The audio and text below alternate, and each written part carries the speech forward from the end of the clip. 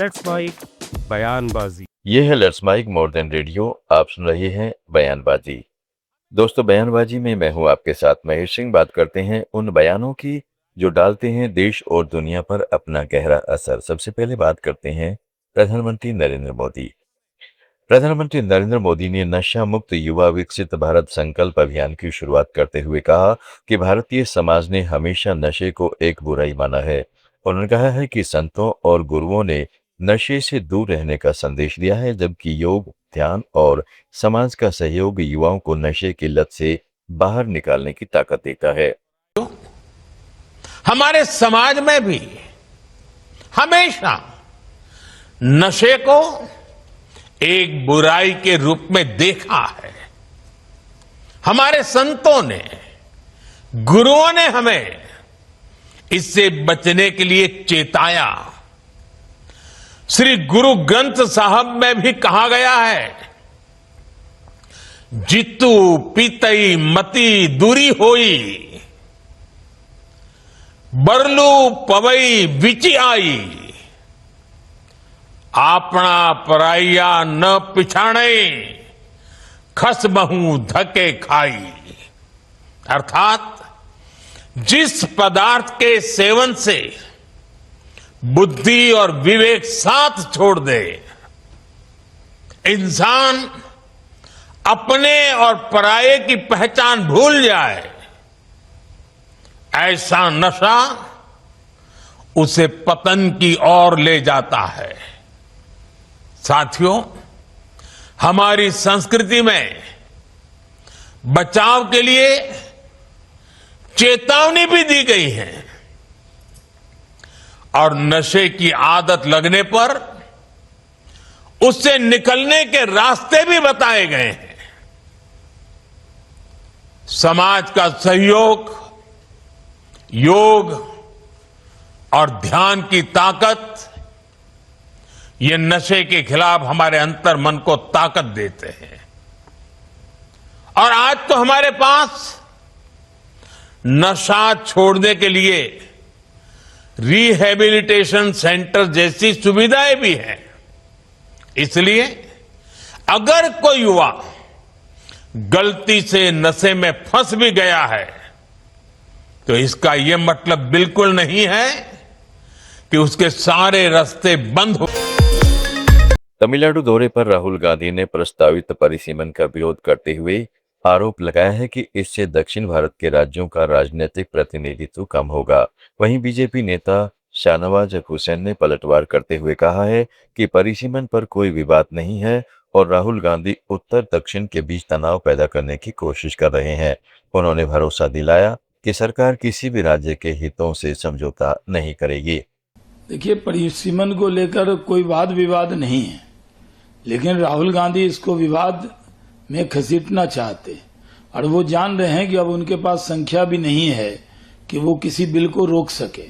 वो तो हर बिल का विरोध करते हैं, लेकिन इसमें तमिलनाडु एंगल डालकर वो नॉर्थ और साउथ के बीच में तनाव पैदा करना चाहते हैं।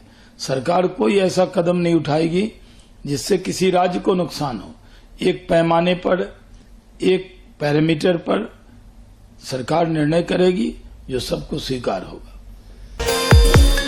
कांग्रेस सांसद पवन खेड़ा ने सनातन धर्म के अपमान को लेकर दर्ज एफआईआर पर प्रतिक्रिया देते हुए कहा है कि बीजेपी विपक्षी नेताओं के खिलाफ कार्रवाई कर रही है, लेकिन मंदिरों में चढ़ावे की कथित चोरी जैसे मामलों पर चुप रहती है। उन्होंने कहा है कि लोगों की आस्था के साथ धोखा भी सनातन का अपमान है और इसे नजरअंदाज नहीं किया जाना चाहिए। एफआईआर करा रही है सनातन धर्म के अपमान के लिए, वो भूल जाती है कि जब चढ़ावा की चोरी होती है चंपत राय और उनके गैंग द्वारा, तब क्या सनातन धर्म का अपमान नहीं होता? लोगों के की आस्था के साथ धोखा हुआ है, यह बात इन्हें भूलनी नहीं चाहिए। वहीं अयोध्या से सपा सांसद अवधेश प्रसाद ने राम मंदिर चढ़ावा मामले को लेकर बीजेपी पर निशाना साधा है। उन्होंने आरोप लगाया है कि यह करोड़ों राम भक्तों की आस्था से जुड़ा मामला है और चढ़ावे की कथित चोरी लोगों की भावनाओं के साथ विश्वासघात है। उन्होंने कहा कि सरकार चाहे कितनी कोशिश कर ले, दोषी बच नहीं पाएंगे। देखिए, ऐसा है कि चंदा चोरी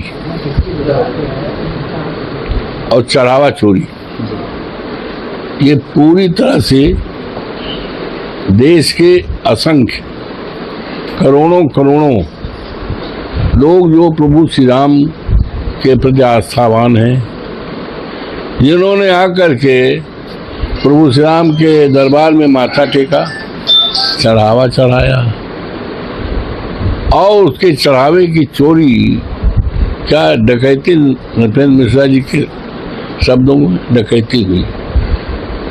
डकैती शुरू में होती थी पहले, जब हम लोग पढ़ते थे कक्षा 8 और 9 में गांव में, तो 4-6 घर लूटे जाते थे।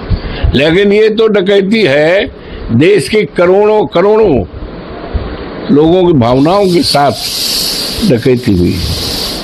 इसको हमारे नेताजी ने, माननीय अखिलेश जी, हमारे राष्ट्रीय अध्यक्ष समाजवादी पार्टी के, इन्होंने इसका खुलासा किया और खुलासा किए हुए करीब आज के तारीख है 2 महीना हो रहा है, लेकिन ये सरकार इनको बचा रही है। कितना भी सरकार बचावे लेकिन बच नहीं पाएंगे। तुलसीदास जी ने लिखा है, जब जब होए धर्म की हानि, बाढ़े असुर अधम अभिमानी। तब तब कोई न कोई शक्ति का उदय होता है और ऐसे लोगों को सर्वनाश करता है। तो यहाँ तो प्रभु श्री राम खुद विद्यमान है, शक्ति है। और यदा यदा ही धर्मस्य ग्लानिर्भवति भारत, जब जब धर्म की हानि होती है तब तक कोई न कोई शक्ति का अवतार होता है। तो ये तो धर्म की हानि हुई है, धर्म की हानि हुई। और धर्म की हानि करने वाले कौन लोग हैं? ये बीजेपी के लोग हैं, ये आरएसएस के लोग हैं। तो जब ये मामला आज देश के करोड़ों लोगों के जमान पे है, भले सरकार माफ कर दे, लेकिन ये भगवान इनको माफ नहीं कर दे, इसलिए इनके ऊपर छटपटाहट है। छटपटाहट है, इसका कोई मतलब नहीं। बिहार बीजेपी अध्यक्ष संजय सरावगी ने परिसीमन को लेकर राहुल गांधी के बयान पर पलटवार किया है। उन्होंने कहा है कि केंद्र सरकार साफ कर चुकी है कि तमिलनाडु समेत सभी राज्यों में समान रूप से सीटें बढ़ाई जाएंगी। ऐसे में दक्षिण भारत के साथ भेदभाव का सवाल ही नहीं उठता। सरावगी ने कहा है कि अब परिसीमन बिल के समर्थन में पार्टियों की संख्या बढ़ रही है, इसलिए राहुल गांधी अपना रुख बदल रहे हैं। उन्होंने कहा है कि परिसीमन देश की जरूरत है और यह विधेयक संसद से पास होना चाहिए। खासकर तमिलनाडु का जिक्र उन्होंने किया है कि तमिलनाडु के लोग अगर परिसीमन बिल का समर्थन करते हैं तो तमिलनाडु के लोगों के साथ विश्वासघात होगा। और भाजपा पूरी तरीके से ये चाहती है कि तमिल लोगों को समाप्त कर। देखिए, राहुल गांधी पहले क्या बोल रहे थे कि तमिलनाडु के लोगों के साथ गलत हो रहा है, और जब भारत की सरकार ने कह दिया कि हम पुनर्सीमन करेंगे तो तमिलनाडु में भी उतनी ही सीटें बढ़ाएंगे जितनी अन्य राज्यों में, तब कहां तमिलनाडु के साथ या दक्षिण भारत के राज्यों के साथ गलत हो रहा है। अब उनको लगता है कि पुनर्सीमन बिल में धीरे धीरे सकारात्मक पार्टियों की संख्या बढ़ रही है, तब वो दूसरा रूप ले रहे। पुनर्सीमन बिल इस देश की आवश्यकता है, पुनर्सीमन बिल पास होना ही चाहिए। इसलिए जो है अनर्गल बयानबाजी, कुछ बोलना कुछ करना।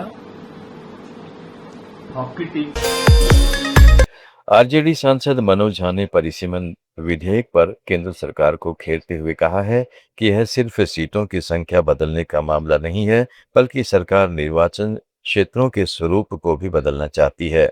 उन्होंने कहा है कि किसी भी कानून का मूल्यांकन जनता अपनी आकांक्षाओं के आधार पर करती है, केवल संसद से पारित होने के आधार पर नहीं।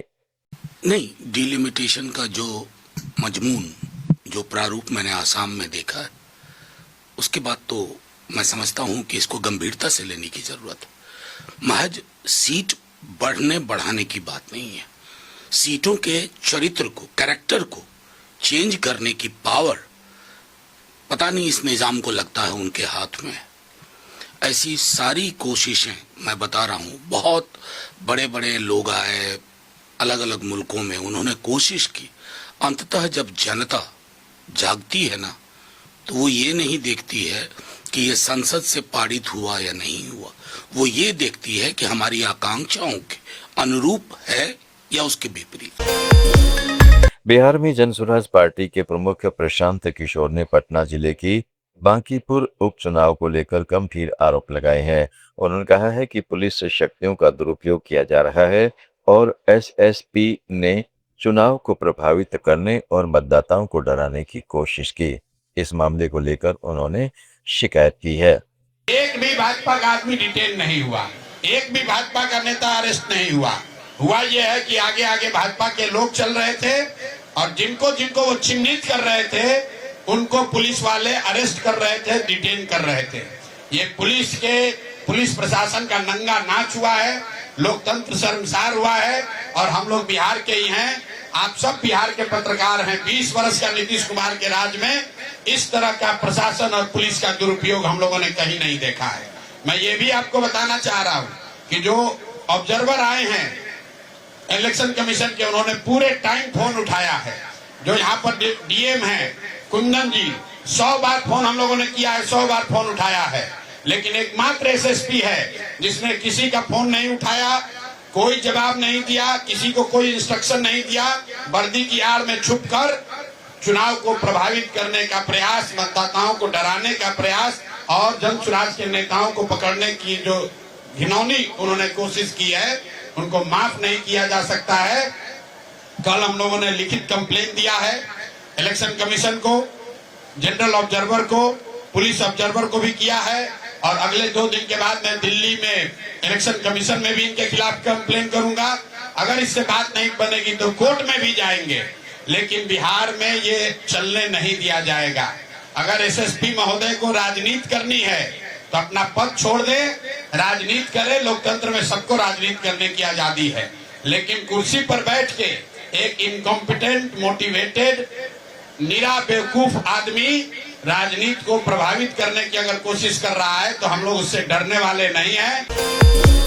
कांग्रेस सांसद प्रमोद तिवारी ने राम मंदिर से जुड़े कथित चंदा चढ़ावा और भूमि खरीद विवाद को लेकर बीजेपी पर निशाना साधा है।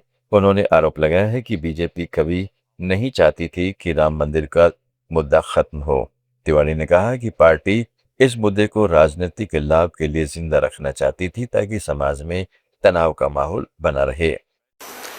क्योंकि मीडिया में एक कंसेप्ट है कि एक चोरी राम मंदिर बन जाने के बाद से हुई है, चढ़ावा, तो कहते हैं चढ़ावा में चोरी। सच्चाई ये नहीं, सच्चाई है कि शिला पूजन से चोरी शुरू हुई।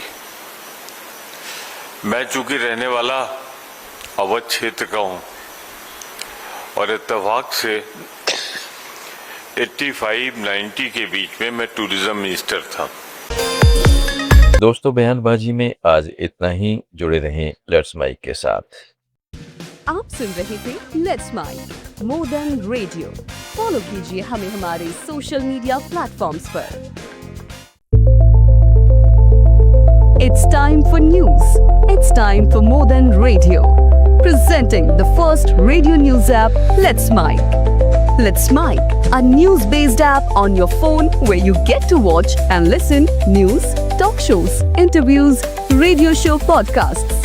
On Let's Mic, you get all relevant information of TV, print, radio, podcast, and digital. Let's Mic talks about every segment of life.